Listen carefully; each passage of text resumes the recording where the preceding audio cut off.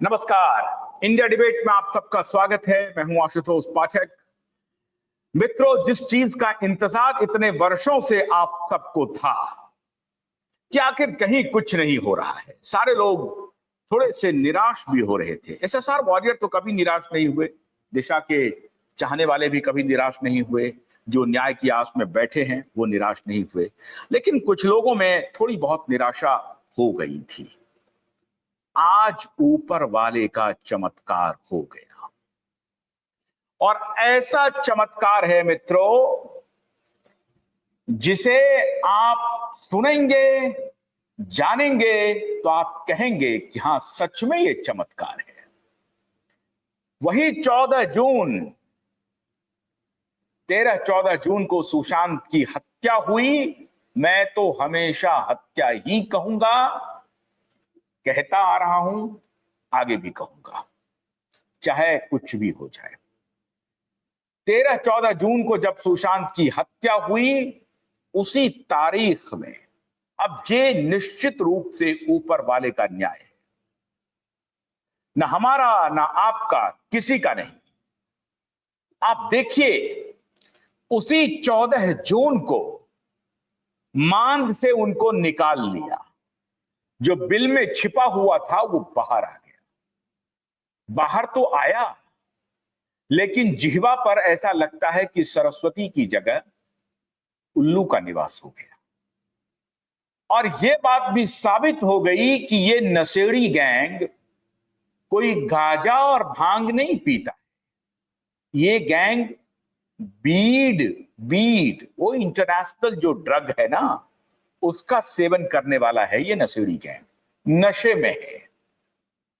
आज इनके नशे का भी सबूत आपको देंगे, ऊपर वाले का चमत्कार भी आपको बताएंगे, और कैसे कैसे दिशा और सुशांत केस खुलता जा रहा है, कैसे कैसे हम न्याय के करीब पहुंचते जा रहे हैं। ये लड़ाई आहिस्ता आहिस्ता कैसे कैसे रंग ला रही है, उसी की मानगी है। 14 जून को 2025, ठीक 5 साल के बाद, ये ठाकरे, ये आदित्य ठाकरे एक बार फिर बाहर आया और दूसरी दफा इसने इंटरवेंशन फाइल किया अदालत में। इसे लगने लगा कि अब मेरे बचने का कोई रास्ता नहीं है, तो इसके पहले कि अदालत का वारंट का नोटिस हमारे पास आ जाए, हम अदालत के सामने पेश हो जाएं और अपना पक्ष रखें। चले तो थे ये अपना पक्ष रखने के लिए, लेकिन अब वो अपने पक्ष रखने में ही इतनी बड़ी गलती कर बैठा है जो इनके अपराध को साबित कर रहा है। 14 जून को अपने वकीलों के माध्यम से ये बाहर आए, और बाहर आने के बाद एक एफिडेविट फाइल किया मुंबई हाई कोर्ट में। इंटरवेंशन उसे कहते हैं। और ये इंटरवेंशन फाइल किया सतीश तालियान के कंप्लेन के खिलाफ। इंटरवेंशन में यह है कि मिलॉर्ड, आप सतीश तालियान को कोई रिलीफ देने के पहले मुझे जरूर सुन लें। चलिए साहब, अच्छी बात है, आप बाहर आए, अपना पक्ष रखने की बात की, लेकिन ये वो पक्ष कभी नहीं रखा जब इसे मीडिया वालों ने कभी पूछा था कि ये बताइए कि आप दिशा को जानते हैं। कहा, मैं आपको नहीं बताऊंगा। कहा कि आप 8 जून 9 जून को आपका मोबाइल टावर लोकेशन क्या था, ये आप बताना चाहते हैं? बोला, मैं नहीं बताऊंगा। फिर कहा कि आपने जो ये कहा है कि रिया चक्रवर्ती को मैं जानता नहीं हूं, ऐसा क्यों कहा? क्या रिया चक्रवर्ती को आप जानते नहीं हैं? इन सारे सवालों पर ये ठाकरे चिढ़ गया। बीबीसी वाले पूछ रहे थे, दूसरे चैनल वाले पूछ रहे थे, ये चिढ़ गया और चिढ़कर ये कहता है कि मैं सारी बातों का जवाब कोर्ट में दूंगा। Who are you? आप कौन हैं? आपको मैं क्यों जवाब दूंगा? आप मेरे जवाब के लायक नहीं हैं। तो आपका जो सवाल है, सवाल तो ठीक है, लेकिन मैं जवाब कोर्ट में दूंगा। इन सारे सवालों का एक भी जवाब इसने अपने एफिडेविट में नहीं दिया है। इसका एफिडेविट इतना मखौल उड़ा रहा है कि ये पूरी न्याय व्यवस्था का, पूरी जांच प्रक्रिया का इससे बड़ा मखौल सृष्टि में कोई नहीं हुआ होगा। मुझे तो लगता है मंगल ग्रह पर भी अगर कोई अदालत होगी तो वहां भी इस तरह का कोई मखौल किसी ने उड़ाने की कोशिश नहीं की है। मैं मखौल का सिलसिलेवार तरीके से बताना चाहता हूं। जरा इनका दो एफिडेविट मैं दिखाना चाहता हूं। एक एफिडेविट इनका तब था, ये नया एफिडेविट है, पुराना एफिडेविट दिखाइए। हाँ, ये एफिडेविट इन्होंने तब किया था जब PIL फाइल हुई थी और पहली बार हम लोगों ने इसे मान से बाहर निकाला था। इस एफिडेविट में पहला जो पारा है, पहला पॉइंट, वेरी फर्स्ट पॉइंट, जो वेरी फर्स्ट पॉइंट है वो ये है, Aditya Uddhav Thackeray aged about 33 years.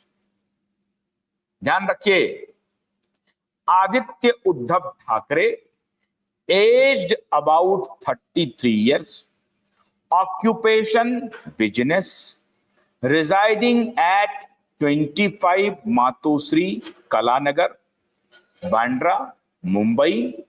Pin number है 400051।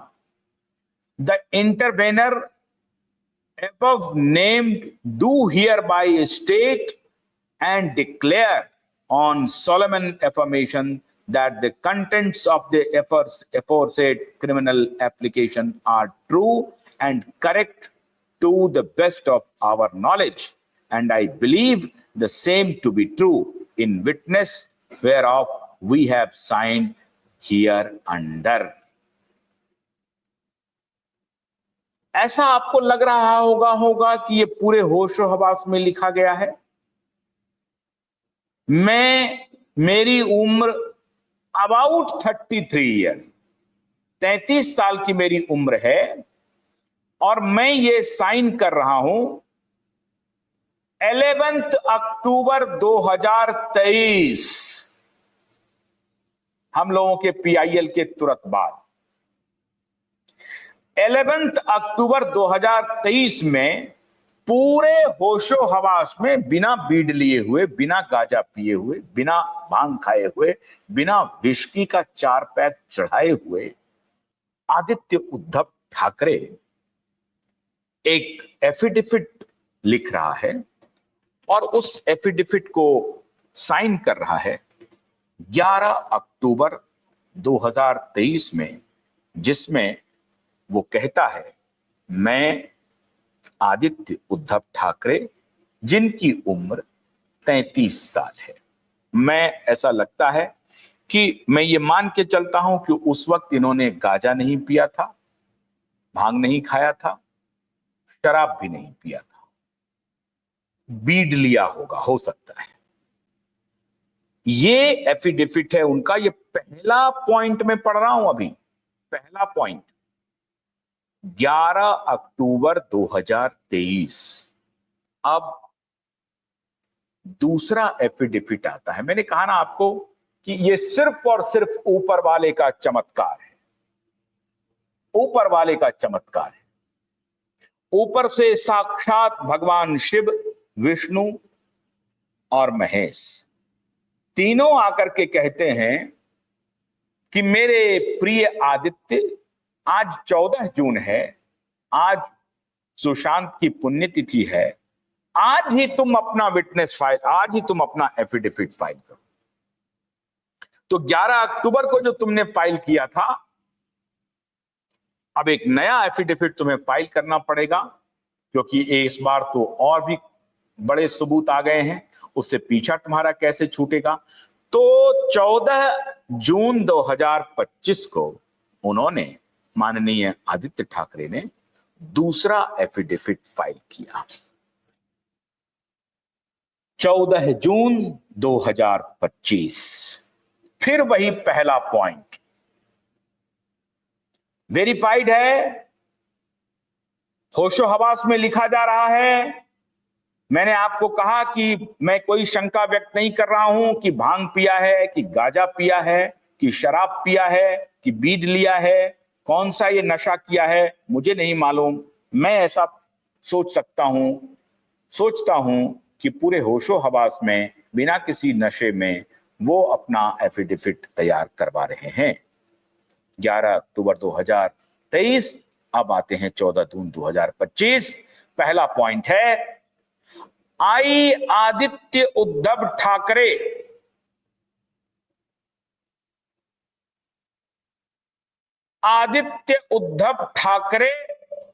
Aged about 28 years.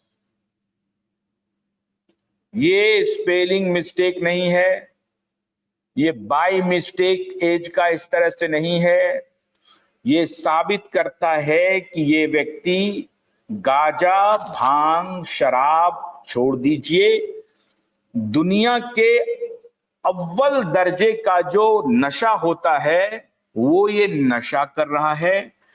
न सिर्फ ये नशा कर रहा है, बल्कि इनके माननीय वकील महोदय जो ये एफिडेविट तैयार करवा रहे हैं, वो तो लगता है कि और भी कुछ बड़ा नशा करते हैं। और इस माननीय वकील महोदय के खिलाफ भी पूरा परजरी का केस तैयार होकर के लग चुका है अदालत में। ये अभी बाद में आता हूं। लेकिन 14 जून को आदित्य ठाकरे जी क्या लिख रहे हैं?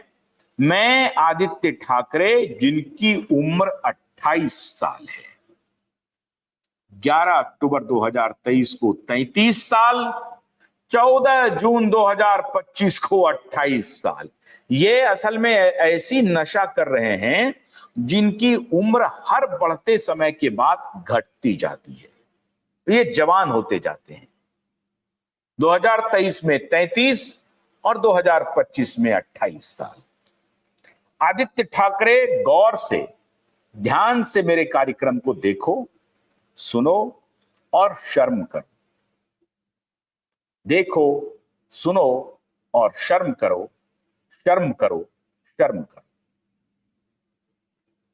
तुम्हारे जो नचनिया गवैया तुम्हारी पार्टी में हैं, उन्हें बुलाओ, उन्हें समझाओ, उन्हें बताओ कि क्या बोलेगा वो मीडिया, क्या बोलेगा। तैयारी कर लो और अपने वकील साहब को भी बुलाओ, उनको भी पूछो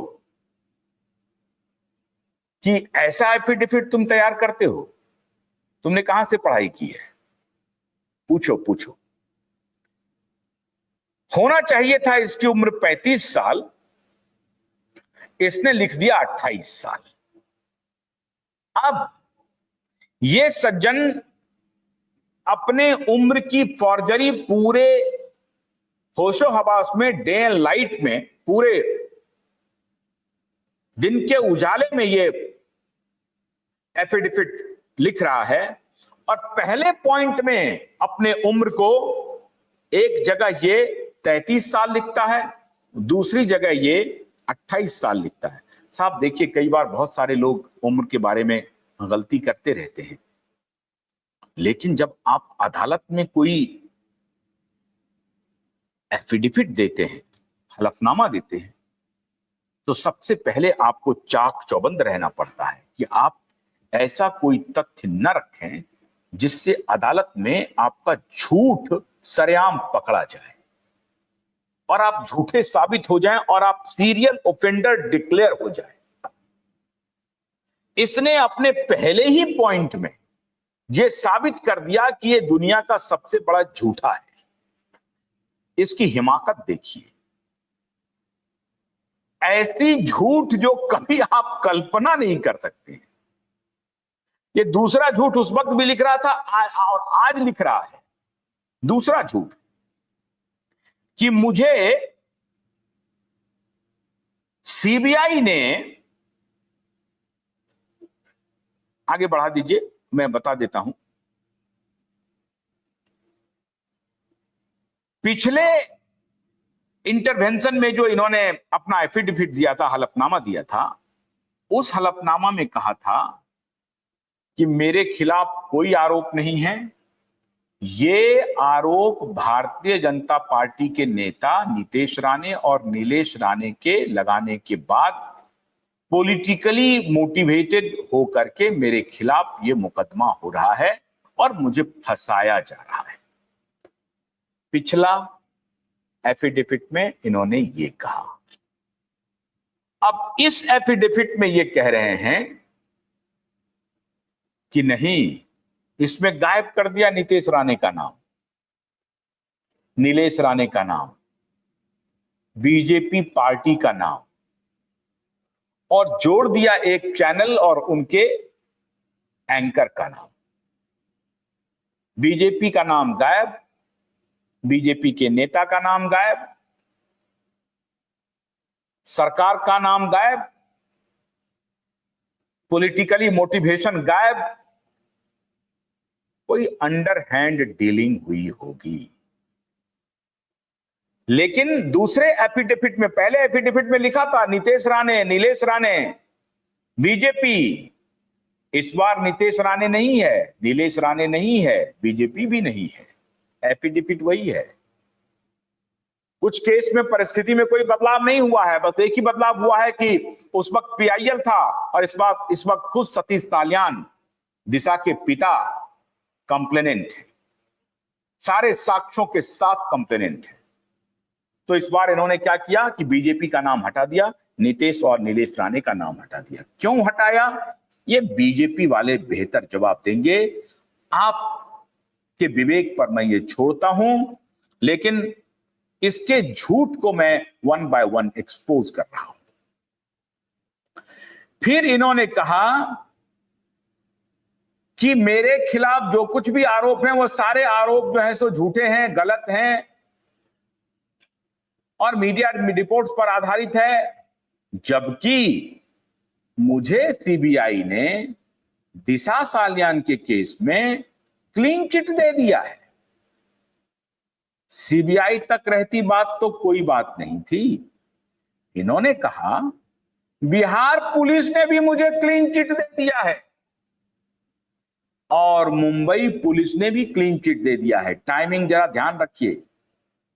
शैलेंद्र नगरकर ने 17 जून 2025 को अदालत में सरकार की तरफ से रिप्लाई फाइल किया है और उस रिप्लाई में मोटे तौर पर कहा है कि एक्सीडेंटल डेथ रिपोर्ट जो हमने रजिस्टर किया था 2020 में वही सही है, इसके अलावा कोई बात सही नहीं है।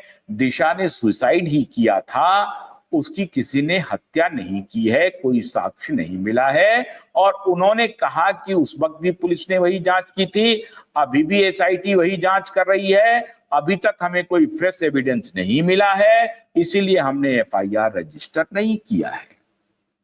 17 जून को ये उनका रिप्लाई फाइल है और 14 जून को ये इंटरवेंशन फाइल कर रहा है। नीलेश अगरकर का सीधा रिश्ता आदित्य ठाकरे और उद्धव ठाकरे से है, इसको मैं आपको स्टैब्लिश करके बताता हूं।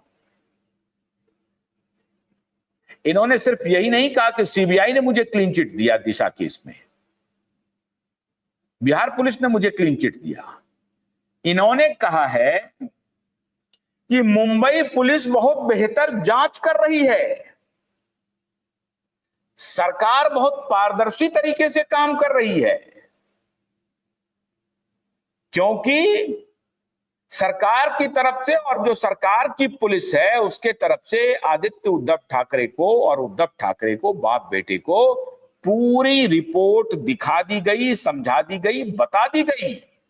ये एस्टैब्लिश करता है क्योंकि अपने एफिडेविट में आदित्य ठाकरे लिखता है कि मुंबई पुलिस बहुत अच्छा जांच कर रही है,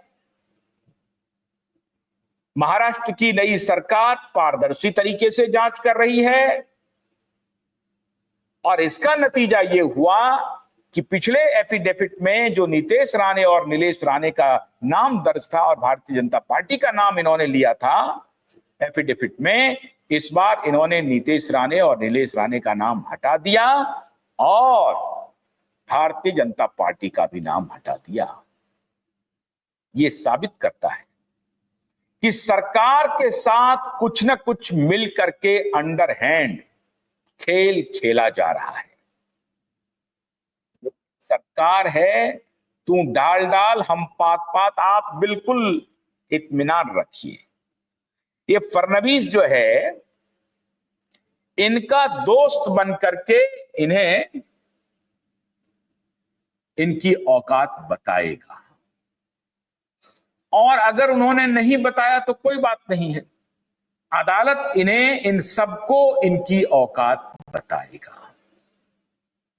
लेकिन यह बात तो साबित हो गई, बीजेपी का नाम हटा करके, नीतेश और नीलेश राणे का नाम हटा करके लगता है कि बीजेपी से संबंध सुधारने के लिए काम कर रहे हैं। और हाल के दिनों में नीतीश जी का भी कोई बयान अभी तक नहीं आया है, नीलेश जी का भी नहीं आया। हो सकता है कि भारतीय जनता पार्टी ने कह दिया हो कि इस मुद्दे पर थोड़ी सी चुप्पी हो जाइए, थोड़ा स्लो हो जाइए, गो स्लो। तो गो स्लो हो गया मित्रों, और इस वजह से उन्होंने पिता पुत्र का नाम नहीं लिया, बीजेपी का भी नाम नहीं लिया। अब सीबीआई के हवाले से सीबीआई के प्रवक्ता ने विशेष तौर पर आकर के इस बात का बहुत पहले ही खंडन कर दिया था, क्योंकि इसके पहले भी इन्होंने 2022 में, जुलाई 2022 में यह खबर फैलाई थी कि दिशा केस में सीबीआई से मुझे क्लीन चिट मिल गई है। तभी सीबीआई के प्रवक्ता ने आकर के इस बात का खंडन कर दिया था कि सीबीआई के पास दिशा की जांच है ही नहीं, तो मैं उसमें क्लीन चिट क्या दूंगा। मेरे पास तो सुशांत की जांच है, रिया चक्रवर्ती ने जो कंप्लेन किया है प्रिया और मीतू सिंह के खिलाफ, उसकी जांच है। दिशा के मृत्यु की जांच मेरे पास है ही नहीं, इसलिए मैं किसी को क्लीन चिट दे ही नहीं सकता। मैंने इस तरह का क्लीन चिट किसी को नहीं दिया है। ये ऑफिशियल स्टेटमेंट है सीबीआई का। इस ऑफिशियल स्टेटमेंट के बाद भी इनकी हिमाकत देखिए कि ये 14 जून को जो फ्रेश एफिडेविट दे रहे हैं, उस एफिडेविट में भी झूठ लिख रहे हैं कि सीबीआई ने मुझे क्लीन चिट दे दिया। जिस बिहार पुलिस को मालवनी पुलिस स्टेशन ने जांच की फाइल देने से मना कर दिया था, उस बिहार पुलिस का जिक्र इन्होंने कर दिया कि बिहार पुलिस ने भी क्लीन चिट दे दिया। बिहार पुलिस ने कोई जांच की ही नहीं, लेकिन इन्होंने कह दिया कि बिहार पुलिस ने भी मुझे क्लीन चिट दे दिया। सीबीआई ने भी दे दिया, बिहार पुलिस ने भी दे दिया, और मुंबई पुलिस बहुत अच्छा काम कर रही है। मित्रों, आदित्य उद्धव ठाकरे ने इसका जवाब नहीं दिया कि उस दिन टावर लोकेशन क्या था मोबाइल का आपका। आप दिशा को जानते हैं या नहीं जानते हैं? आप दिशा के घर पर गए थे या नहीं गए थे? दिशा से किसी पार्टी में मुलाकात हुई थी या नहीं हुई थी? आप रिया चक्रवर्ती को जानते हैं या नहीं जानते हैं? आप ड्रग्स के बिजनेस में इन्वॉल्व हैं तो कितना इन्वॉल्व हैं, और अगर नहीं हैं तो कैसे नहीं हैं? इस सबका कोई जवाब अपने एफिडेविट में इसने नहीं दिया, और झूठ का पुलिंदा इन्होंने 14 जून को बनाया, और उसके बाद इन्होंने अपना इंटरवेंशन फाइल कर दिया। आदित्य ठाकरे के ऊपर वाले का हथौड़ा चल रहा है, और आप खुशी मनाइए कि आदित्य ठाकरे से यह झूठ लिखवाया गया, बुलवाया गया, और ऐसा लगता है कि कोई ऊपर की शक्ति आकर के बैठ गई और कहा कि तुम झूठ लिख तू झूठ, क्योंकि तू झूठा है, तू झूठा ही लिखेगा, तो तू झूठ लिख, और यही झूठ तू अदालत के सामने पेश कर। अपने उम्र के बारे में भी गलत लिख, जिस एजेंसी ने जांच नहीं की उसकी भी बारे में गलत लिख, और जो आरोप तुम्हारे ऊपर लगे हैं उसके बारे में मत कुछ कहना। जबकि तुमने खुद कैमरे पर कहा है कि मैं कोर्ट में यह बात कहूंगा। कोर्ट में वो कोई बात तुमने नहीं कही, तो कोर्ट तुमसे वो सारी बात कोर्ट में पूछेगी कि तुम्हारा 8 जून को मोबाइल टावर लोकेशन क्या कह रहा है। दिशा के साथ कोई बातचीत नहीं, सबके साथ तुमने नकार दिया। डिनो मौर्या के साथ नकार दिया, सूरज पंचोली के साथ नकार दिया, रिया चक्रवर्ती के साथ नकार दिया। लेकिन सारे डिजिटल फुटप्रिंट ये साबित कर रहे हैं कि इस चौकड़ी के साथ तुम्हारी बहुत गहरी दोस्ती थी और तुम सब मिलकर के ये सब धंधा करते थे। ये बात साबित हो गई। तो मित्रों, ऊपर वाले का विशेष आभार जताइए कि आदित्य ठाकरे का झूठ उन्होंने खुद अपनी हाथों से अदालत के सामने कबूल कर लिया है और अब इन्हें कोई शक्ति नहीं बचा सकती। खुद ही ये झूठ लिख रहा है, खुद अपने ऊपर लगे आरोप का कोई खंडन नहीं कर रहा है, बस सारी बात को कह रहा है झूठ है और अपनी बात ये झूठी झूठ उसमें डाल रहा है। अब आ गया है ऊंट पहाड़ के नीचे, इनके झूठ का कबूलनामा भी हो गया है, अदालत वो भी देखेगी और अदालत समझ जाएगी कि ये सीरियल ऑफेंडर है। ऐसे व्यक्ति को समाज में छुट्टा घूमने का कोई अधिकार नहीं है। ऑक्यूपेशन लिख रहे हैं बिजनेसमैन, राजनीति को इसका मतलब ये सेवा समझ रहा है। बड़ी अच्छी बात है, राजनीति तो ऑक्यूपेशन हो नहीं सकता, तो ठीक है, अच्छी बात है, पॉलिटिक्स ऑक्यूपेशन नहीं है। बड़ा अच्छा सच लिखा है। तो अभी आपके झूठ का पर्दाफाश अदालत में होगा। ऊपर वाले की असीम अनुकंपा है, हमारी लड़ाई कानूनी और मीडिया के माध्यम से रंग ला रही है और आपका विश्वास हमारे साथ बना हुआ है, यह हमें जीत तक जरूर पहुंचाएगा। बहुत बहुत शुक्रिया, नमस्कार।